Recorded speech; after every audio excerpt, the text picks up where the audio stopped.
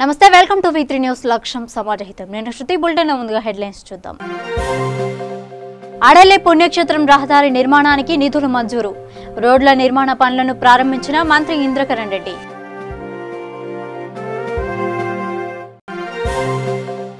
ఎండాకాలంలో నీటిని వృధా చేయకుండా పొదుపుగా వాడుకోవాలి మిషన్ భగీరథ నీటి శుద్ధ కేంద్రాన్ని ఆకస్మిక తనిఖీ చేసిన ఎమ్మెల్యే క్రాంతి కిరణ్ ఆర్థిక సమస్యలతోనే ఆత్మహత్యకు పాల్పడిన కుటుంబం 2 పిల్లలతో సహా భార్యాభర్తల మృతి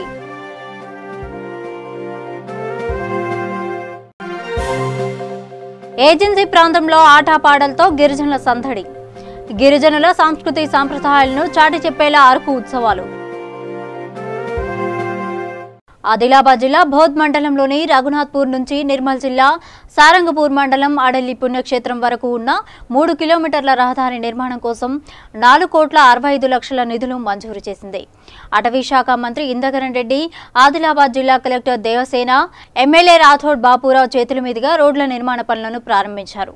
రోడ్డు భవనాల శాఖ అధికారులు, బోధ్ మండల ప్రజలు, తెరాస నాయకులు తదితరులు పాల్గొన్నారు. అయితే ఈ అటవీ శాఖ నుంచి రహదారులు ఏర్పాటు చేయడం అనేది అత్యంత అటవీ శాఖ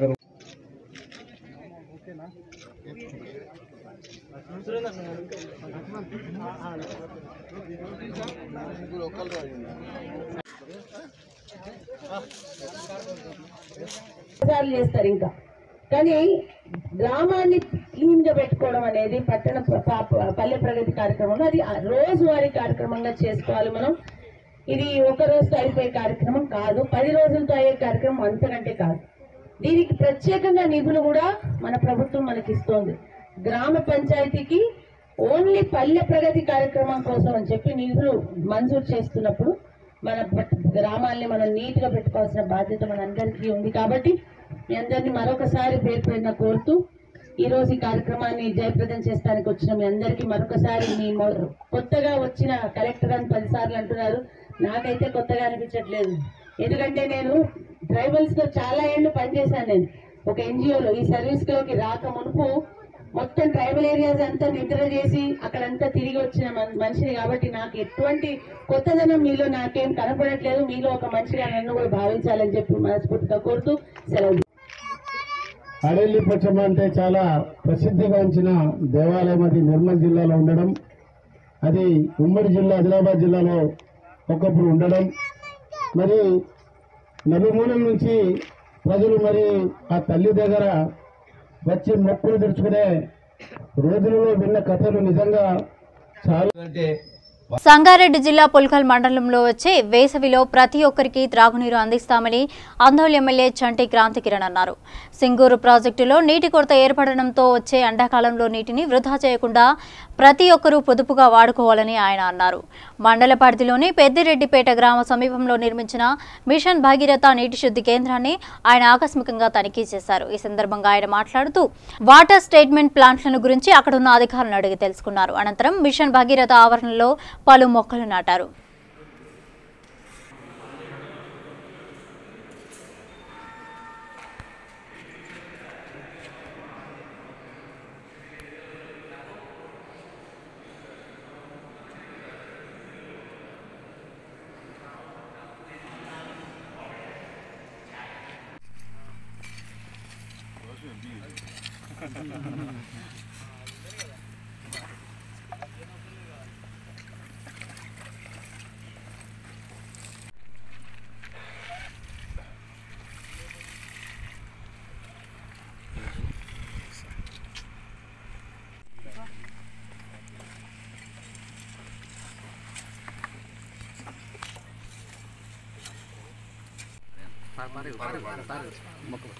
మొక్క 1 year, right? 2 years.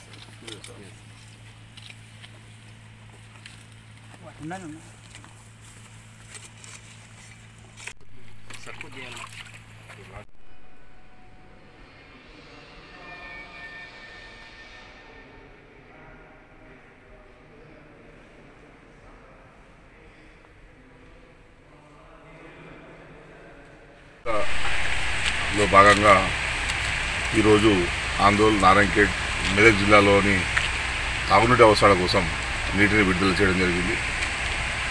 సింగూరు ప్రాజెక్టులో ఉన్న 1.2 టీఎంసీల వాటర్ ఉంది. ఇది దాదాపు జూన్ వరకు ఈ 3 నియోజకవర్గాలకు సరిపడా వాటర్ ఉన్నది.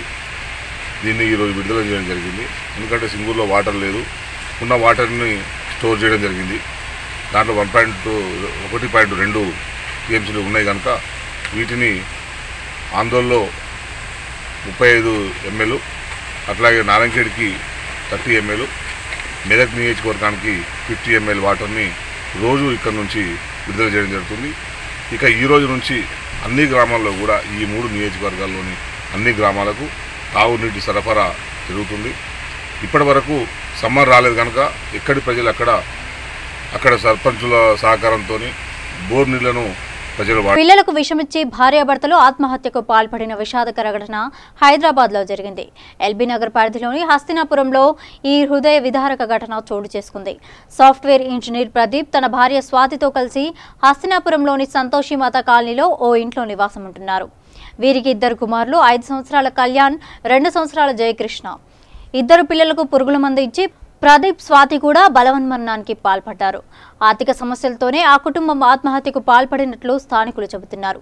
ముక్కు పచ్చలారని ఆ చిన్నారులు అమ్మానాన్నలు ఇచ్చింది విషమని తెలియక దానిని తాగి విగతజీవులయ్యారు. విగతజీవులుగా పడి ఉన్న ఆ చిన్నారులను చూసిన ప్రతి ఒక్కరూ కన్నీరు పెట్టుకుంటున్నారు. ఈ ఘటన గురించి స్థానికుల సమాచారంతో పోలీసులు అక్కడికి చేరుకుని కేసు నమోదు చేసి దర్యాప్తు చేపట్టారు. మృతదేహాలను స్వాధీనం చేసుకుని పోస్టుమార్టం కోసం తరలించారు. కుటుంబ ఆత్మహత్యకు గల కారణాలపై పోలీసులు ఆరా తీస్తున్నారు. ప్రదీప్ స్వస్థలం దేవరకొండ మండలం నేరేడు కొమ్మగా గుర్తించారు. వారి కుటుంబానికి సమాచారం అందించారు.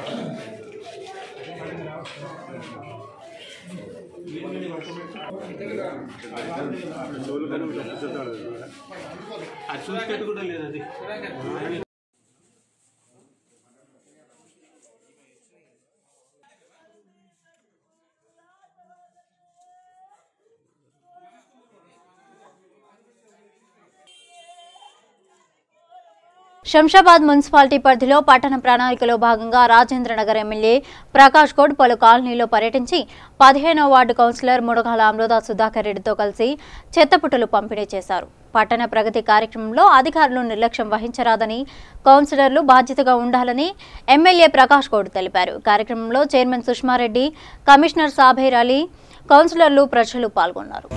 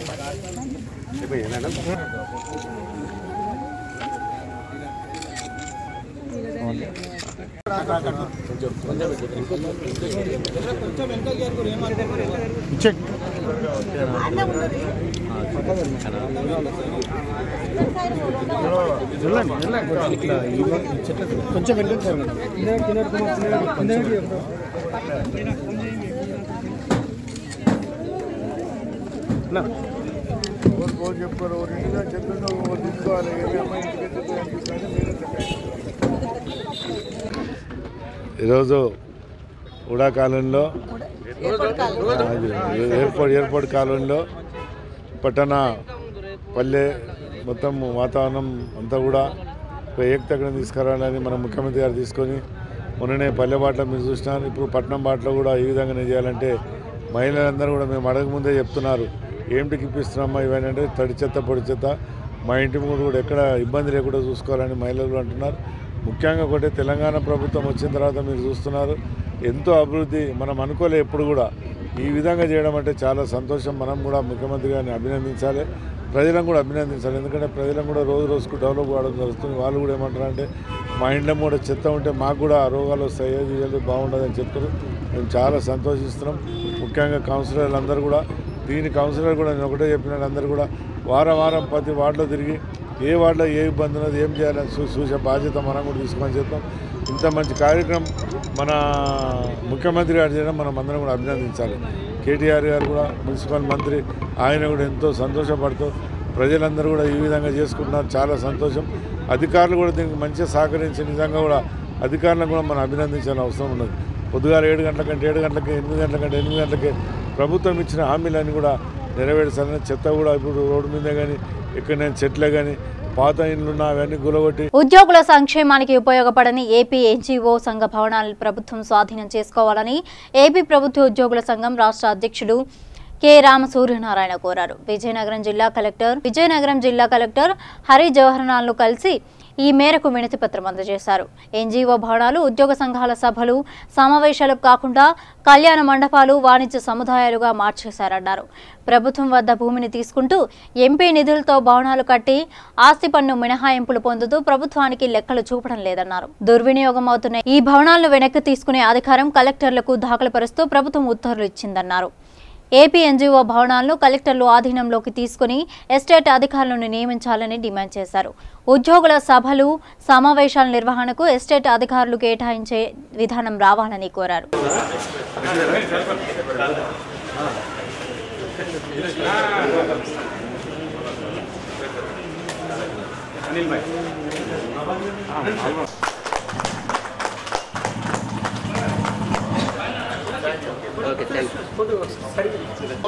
గవర్నమెంట్ ఆఫీస్ కి అద్దెకి ఇచ్చారు. ప్రభుత్వ భూమిలో ప్రభుత్వం ఇచ్చిన డబ్బులతో బిల్డింగ్ కట్టి ప్రభుత్వానికి అద్దెకి ఇస్తే కలెక్టర్ గారు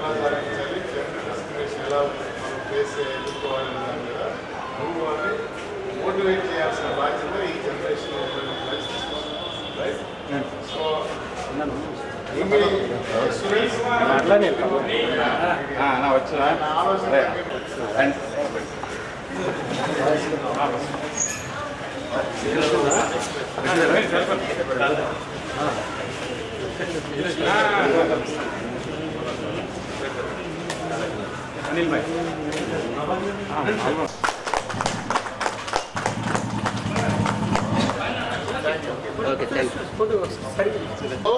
గవర్నమెంట్ ఆఫీస్ కి అద్దెకి ఇచ్చారు. ప్రభుత్వ భూమిలో ప్రభుత్వం ఇచ్చిన డబ్బులతో బిల్డింగ్ కట్టి ప్రభుత్వానికి అద్దెకి ఇస్తే కలెక్టర్ గారు క్రమంలో అన్ని జిల్లాలు పర్యటన చేస్తూ ఉద్యోగులను చైతన్యపరుస్తూ ఉద్యోగులు రాబోయేటువంటి ఏప్రిల్లో మరి కొత్త ఆర్థిక సంవత్సరంలో ఉద్యోగుల ఆర్థికపరమైన ప్రయోజనాలు నెరవేర్చకపోయినట్టయితే ఏ రకంగా ఉద్యోగం వ్యవహరించాలి ప్రభుత్వం అన్న దాని మీద మేము సమాలోచన చేయడానికి రాష్ట్ర వ్యాప్త పర్యటనలో భాగంగా నేను 2 రోజుల క్రితం ఉత్తరాంధ్ర పర్యటనకు వచ్చాను. ఈ క్రమంలో 3 జిల్లాల కలెక్టర్లను కూడా కలవడం జరిగింది. ప్రధానంగా ప్రభుత్వము ఏ సంస్థకు కానీ వ్యక్తికి కానీ ఇన్స్టిట్యూషన్కి కానీ ప్రభుత్వ భూమిని కేటాయించినా ఏ పర్పస్ కోసం అయితే ఆ భూమిని కేటాయిస్తారో దానికి భిన్నంగా వినియోగం జరిగినట్టయితే దాన్ని వెనక్కి తీసుకోవాలని ప్రభుత్వ విధానం ఉంది. అలా వెనక్కి తీసుకునే అధికారాన్ని కలెక్టర్లకి దఖలుపరుస్తూ ప్రభుత్వం జీవోలు ఇవ్వడం జరిగింది. ఇటీవల కాలంలో కృష్ణా జిల్లా నందిగామలో దీనికి భిన్నంగా జరిగిందని చెప్పి హైకోర్టులో ప్రజా ప్రయోజన వ్యాజ్యం వేస్తే హైకోర్టు వారి ఉత్తర్వుల మేరకు ఆస్తులు స్వాధీనం చేసుకోవడం జరిగింది. ఏపీ ఎన్జిఓ హోములకి ప్రభుత్వం భూములు ఇచ్చింది, డబ్బులు ఇచ్చింది బిల్డింగ్ కట్టుకోవడానికి. దేనికోసం? ఉద్యోగుల సభలు సమావేశాలు జరుపుకోవడానికి. వాటిని కమర్షియల్ కాంప్లెక్స్లుగా, వాణిజ్య సముదాయాలుగా, కళ్యాణ మండపాలుగా మార్చేసి ప్రాపర్టీ ట్యాక్స్ మినహాయింపు తీసుకుంటూ పగలు క్లబ్బులుగా రాత్రి పబ్బులుగా నిర్వహిస్తూ వాటి మీద వచ్చే ఆదాయం మీద ఎవరికీ లెక్కలు చెప్పకుండా వాటిలో అక్కడ ఉద్యోగులు సభ పెట్టుకుని సమావేశం పెట్టిన అవకాశం లేకుండా చేసేసిన పరిస్థితుల్లో ఆయా ఆస్తులన్నింటినీ కూడా ప్రభుత్వం వెనక్కి తీసుకుని కలెక్టర్ గారి ఆధీనంలో ఒక ఎస్టేట్ ఆఫీసర్ నియమించి ఏ ఉద్యోగ సంఘం వాళ్ళు సభ పెట్టుకుంటారంటే వాళ్ళకి దాన్ని కేటాయించే విధానాన్ని తీసుకురామని చెప్పి మేము డిమాండ్ చేస్తూ అన్ని జిల్లాల 13 జిల్లాల కలెక్టర్లకు కూడా లిఖితపూర్వకంగా సంబంధిత పశ్చిమ గోదావరి జిల్లా పాలకొల్లులో టీడీపీ నేతలు కాలి బిందెలతో నిరసన వ్యక్తం చేశారు. ప్రజా చైతన్య యాత్రలో భాగంగా ఎమ్మెల్యే రామనాయుడు చేస్తున్న పాదయాత్రలో ప్రజలు తమ సమస్యలను చెప్పుకుని ఆవేదన వ్యక్తం చేశారు. ముఖ్యంగా త్రాగునీటి విషయంలో ఎదురవుతున్న సమస్యలను ప్రభుత్వం పరిష్కార మార్గం చూపించకుండా నిర్లక్ష్యంగా వ్యవహరిస్తోందని ఎమ్మెల్యే రామనాయుడు ఆరోపించారు.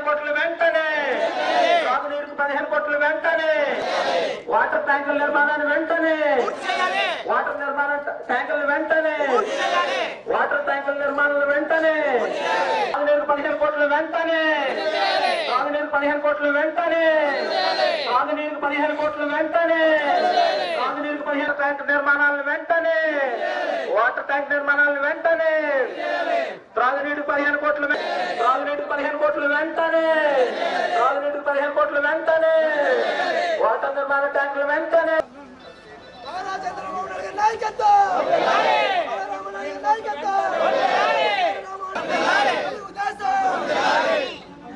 నిరంతర శ్రమజీవి నిమ్మల రామనాయుడు గారి నాయకత్వం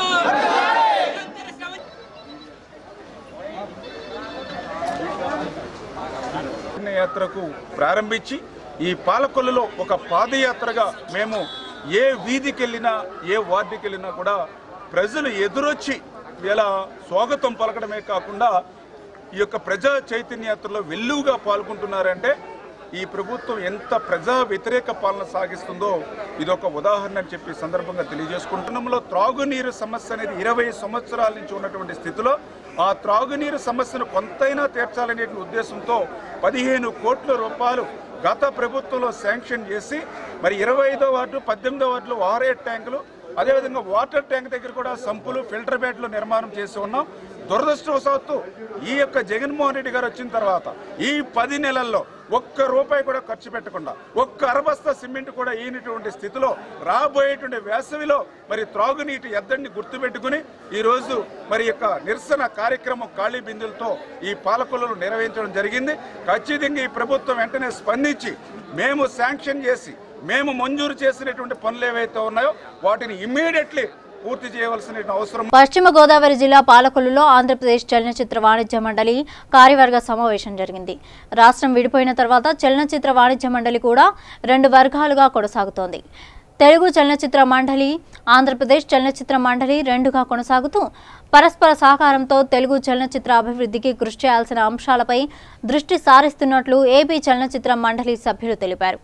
చలనచిత్ర రంగ అభివృద్ధి కోసం ప్రభుత్వం నుంచి అందాల్సిన సహాయ సహకారాలపై సీఎం జగన్తో చర్చిస్తామని చెప్పారు. చిత్ర వాణిజ్య మండలి అట్లానే ఆంధ్రప్రదేశ్ చలనచిత్ర వాణిజ్య మండలిగా 2 సంస్థలు కొనసాగుతూ ఉన్నాయి. అయితే 2 కూడా పరస్పరం సహకరించుకుంటూ చలనచిత్ర అభివృద్ధి ధ్యేయంగా 2 రాష్ట్రాల్లో 2 తెలుగు రాష్ట్రాల్లో కూడా చలనచిత్ర సీమ వర్ధిల్లాలని, ఈ చలనచిత్ర రంగంలో అనేక మందికి ఉపాధి లభిస్తున్న సందర్భంగా అట్లానే ఎన్నో కోట్ల మంది ప్రజలకి ఆనందాన్ని పంచుతున్న సందర్భంగా ఈ చిత్రసీమ, ఈ చిత్రరంగం బహుముఖాలుగా విస్తరించి దీన్ని దృఢపరుచుకోవాల్సినటువంటి అవసరం కూడా ఎంతైనా ఉంది. అందుకు ఇటువంటి కార్యవర్గ సమావేశాలు తప్పనిసరి అని చెప్పి మీ అందరికీ తెలియజేసుకుంటా ఉన్నాం. ముఖ్యంగా ఆంధ్రప్రదేశ్ చలనచిత్ర వాణిజ్య మండలి మీద బృహత్తరమైనటువంటి బరువైనటువంటి పాత్ర ఉంది. ఎందుకనంటే మనం ఉమ్మడి మద్రాసు రాష్ట్రం నుండి విడిపోయిన తర్వాత ఎన్నో కష్ట నష్టాలకు వచ్చి ఎందరో ప్రముఖ చలనచిత్ర నటులు కృషి చేసి హైదరాబాద్కి సినీ రంగాన్ని తరలించుకొని వచ్చాం. మన రాష్ట్రం, మన తెలుగు రాష్ట్రం అనేటటువంటి సందర్భంలో మనందరం కూడా మన చలనచిత్ర రంగం హైదరాబాదులో వేళ్ళూనుకోవడం చాలా హర్షించినటువంటి విషయం మీ అందరికీ తెలుసు. కానీ దురదృష్టవశాత్తు విడిపోయిన తర్వాత మళ్ళా మనం హైదరాబాద్ నుంచి మళ్ళా చలనచిత్ర రంగాన్ని ఆంధ్రప్రదేశ్కి తరలించడమా, లేదంటే రెండు తెలుగు రాష్ట్రాలు కాబట్టి అక్కడ ఇక్కడ కూడా ఉపయుక్తంగా ఉండేటట్లు మనం ఈ చిత్ర నిర్మాణాన్ని, చిత్ర రంగాన్ని ఇక్కడ ఏర్పరచుకోవాల్సినటువంటి సమయం మనం అందరం కూడా గుర్తించాలి. వైజాగ్లో ఆల్రెడీ 300 ఎకరాలు ఇంతకుముందే రాజశేఖర రెడ్డి గారి ప్రభుత్వం ఉన్నప్పుడు 300 ఎకరాలు కేటాయించారు చలనచిత్ర రంగానికి. అయినా కానీ హైదరాబాద్ నుంచి చిత్రరంగం తరలిపోలేదు. కానీ విడిపోయిన తర్వాత ఇప్పుడిప్పుడు పీపుల్ ఆర్ రియలైజింగ్, ఫీల్డ్లో ఉన్నటువంటి వాళ్ళు ఆంధ్రాలో కూడా దీన్ని నిర్మించాలి. ఎందుకనంటే చలనచిత్ర రంగం అనేటువంటిది మోస్ట్ కలర్ఫుల్ రంగం. అది చలనచిత్ర రంగం ఉండడం అనేది ఒక మంచి కలర్ని ఇస్తుంది. మన రాష్ట్రానికి కూడా ఒక బహుముఖమైనటువంటి విలువలనిచ్చేటటువంటిది, అట్లానే ఆనందాన్ని ఇచ్చేటటువంటిది, అందులోనూ గుర్తింపునిచ్చేటటువంటిది. కాబట్టి ఆ రంగం ఇక్కడ ఉండడం చాలా ముఖ్యమైనటువంటి భావన చాలామంది ప్రజల్లో ఉంది. అందుకు గత ప్రభుత్వం ఎఫ్డిసి ఫిలిం డెవలప్మెంట్ కార్పొరేషన్ ఏర్పరిచింది. అంబికా కృష్ణ గారి నాయకత్వంలో అది పనిచేయమని చెప్పి పురమాయించింది. ఇప్పుడున్నటువంటి సందర్భంలో దానికి విజయ్ చంద్ర గారు ఫిలిం డెవలప్మెంట్ కార్పొరేషన్ చైర్మన్గా ఉన్నారు. మరి మేము ఆయనతో కూడా సంప్రదిస్తూ ఉన్నాం. త్వరలోనే మన గౌరవ ముఖ్యమంత్రి జగన్ గారిని కలిసి ఈ చిత్రరంగానికి సంబంధించి ఆంధ్రప్రదేశ్లో ఇది వేళ్ళూనుకోవడానికి ఎటువంటి చర్యలు తీసుకోవాలి, ఎటువంటి సహకారం ప్రభుత్వం నుంచి కావాలనే దాంట్లో మేము విశేషంగా కృషి చేస్తూ ఉన్నాం. అట్లానే ఏదైనా సరే ఫిలిం సెన్సార్ సర్టిఫికేట్ కానీ, టైటిల్ రిజిస్ట్రేషన్ కానీ, ఇటువంటి కార్యక్రమాలన్నీ కూడా నిర్మాతలకు అవసరమైనటువంటి సహాయ సహకారాలు అందించడానికి కూడా కార్యవర్గం సిద్ధంగా ఉన్నాం, సహకారం అందిస్తున్నాం ఆల్రెడీ. అట్లానే ముఖ్యంగా చెప్పాలనంటే ఈ చలనచిత్ర వాణిజ్య మండలి అనేది ప్రొడ్యూసర్లకి, స్టూడియో ఓనర్స్కి, ఎగ్జిబిటర్స్కి, డిస్ట్రిబ్యూటర్స్కి సంబంధించినటువంటి 4 రంగాలే ప్రధానంగా దృష్టిలో పెట్టుకొని పనిచేస్తున్నటువంటి వ్యవస్థ. ఈ వ్యవస్థ ద్వారా అనేక రకాలైనటువంటి కార్యక్రమాలు. నమస్కారం అండి, నా పేరు వర్మ పాకలపాటి. నేను ఫిలిం ప్రొడ్యూసర్, డైరెక్టర్, అదేవిధంగా ఏపీ ఫిల్మ్ ఛాంబర్ ఆఫ్ కామర్స్కి వైస్ ప్రెసిడెంట్గా ఉన్నాం.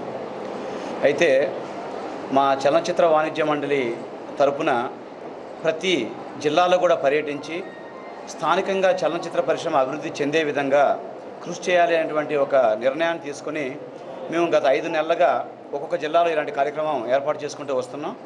ఈరోజు వెస్ట్ గోదావరి విచ్చేయటం, అదేవిధంగా చుట్టుపక్కల ఉన్నటువంటి పలు షూటింగ్కి ఏవైతే అనుకూలంగా ఉన్న అన్ని లొకేషన్లు కూడా మేము పర్యటించబోతున్నాం. ఈ యొక్క చూసినటువంటి లొకేషన్ అన్నింటినీ కూడా మేము వీడియోలో వాటిని భద్రపరిచి, అదేవిధంగా చలనచిత్ర నిర్మాతలకి, దర్శకులకి అందరికీ కూడా వీటిని చూపించి ఇంత మంచి లొకేషన్స్ ఉన్నాయి, మీరు షూట్ చేయండి, చాలా బాగుంటుంది. దీనివల్ల ఏంటంటే చలనచిత్ర పరిశ్రమ 4 ప్రాంతాలకి కూడా విస్తరించి ఈరోజు ఆంధ్రప్రదేశ్ 13 జిల్లాల్లో కూడా అభివృద్ధి చెందడానికి ఎంతో దోహదం చేస్తుంది అనే విధంగా ప్రోత్సహించినటువంటి ఒక మెయిన్ లక్ష్యంతో ఈ యొక్క కార్యక్రమాన్ని చేపట్టాం. అందరికీ నమస్కారం.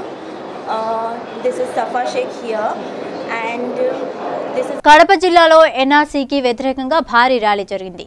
కడప జిల్లా నందులూరు మండల కేంద్రంలో ఎన్ఆర్సీ చట్టానికి వ్యతిరేకంగా ముస్లిం సంఘాలు భారీ ర్యాలీ చేపట్టారు. మైనార్టీ నాయకుడు అమీర్ ఆధ్వర్యంలో జరిగిన ఈ ర్యాలీలో భారీగా మైనార్టీలు పాల్గొని గళమెత్తారు. నాగిరెడ్డిపల్లి పంచాయతీ కార్యాలయం నుండి నందులూరు హైవే వరకు ర్యాలీ జరిగింది. కేంద్ర ప్రభుత్వం తీసుకొచ్చిన చట్టాన్ని వెనక్కి తీసుకోవాలని వారు డిమాండ్ చేశారు.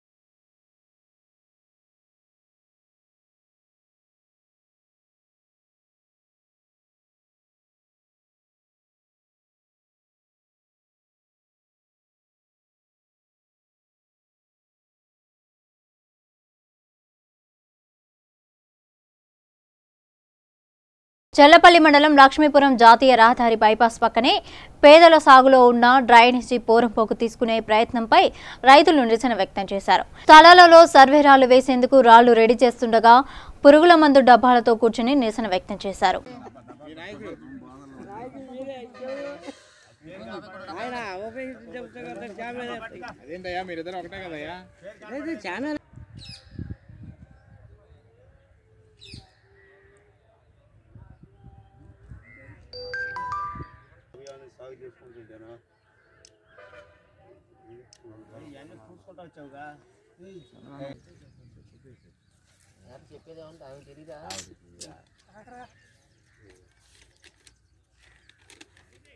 గిరిజనుల సంస్కృతి సంప్రదాయాలను చాటి చెప్పేలా అరకు ఉత్సవాలు కొనసాగుతున్నాయి.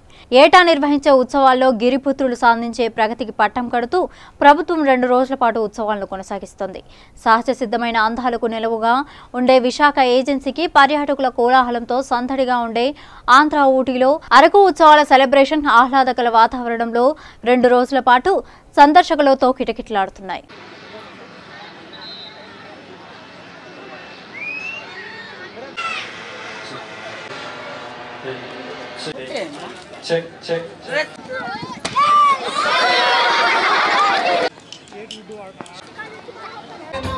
భూమికి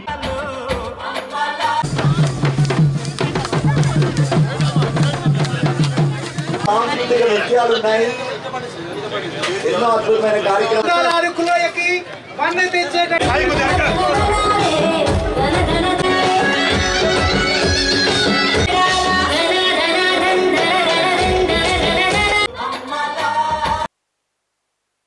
కూడా పాడబోతున్నారు. హేమచంద్ర గారు, శ్రావణ భార్గవి కూడా రెడీగా ఉన్నారు మిమ్మల్ని ఎంటర్టైన్ చేయడానికి. సో వీటన్నిటికంటే ముందు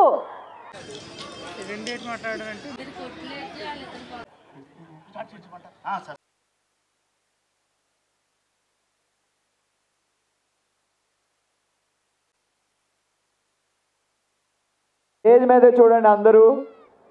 రాష్ట్రం నుంచి కాకుండా తెలంగాణ రాష్ట్రం, ఒరిస్సా, ఛత్తీస్గఢ్ నుంచి కూడా వచ్చి కళాకారులు పాల్గొంటున్నారు.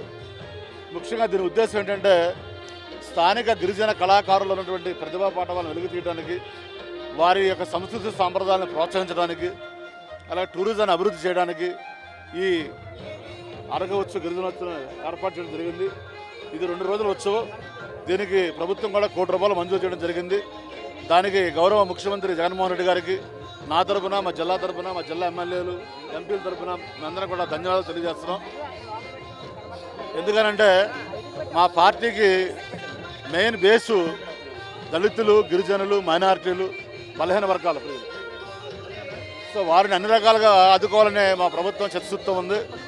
దానిలో భాగంగానే ముందుగా బాక్సైడ్ ప్రతిష్టాత్మకంగా మొదలుపెట్టిన మరి అరకు ఉత్సవ కార్యక్రమంలో మరి ప్రతి ఒక్క గిరిజనులు వారి యొక్క సంస్కృతిని తెలియజేసుకునే విధంగా మరి ఈ 2 రోజుల ఉత్సవం అనేది జరుగుతుంది.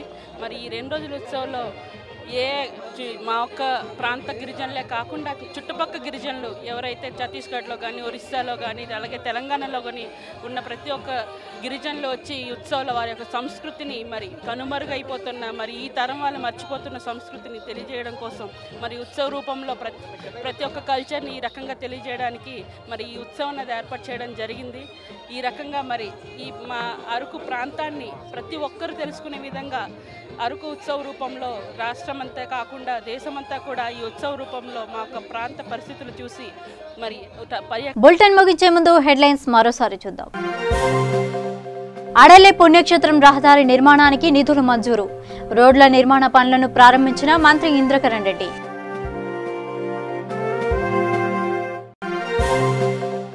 ఎండాకాలంలో నీటిని వృధా చేయకుండా పొదుపుగా వాడుకోవాలి. మిషన్ భగీరథ నీటి శుద్ధ కేంద్రాన్ని ఆకస్మిక తనిఖీ చేసిన ఎమ్మెల్యే క్రాంతి కిరణ్. ఆర్థిక సమస్యలతోనే ఆత్మహత్యకు పాల్పడిన కుటుంబం. 2 పిల్లలతో సహా భార్యాభర్తల మృతి.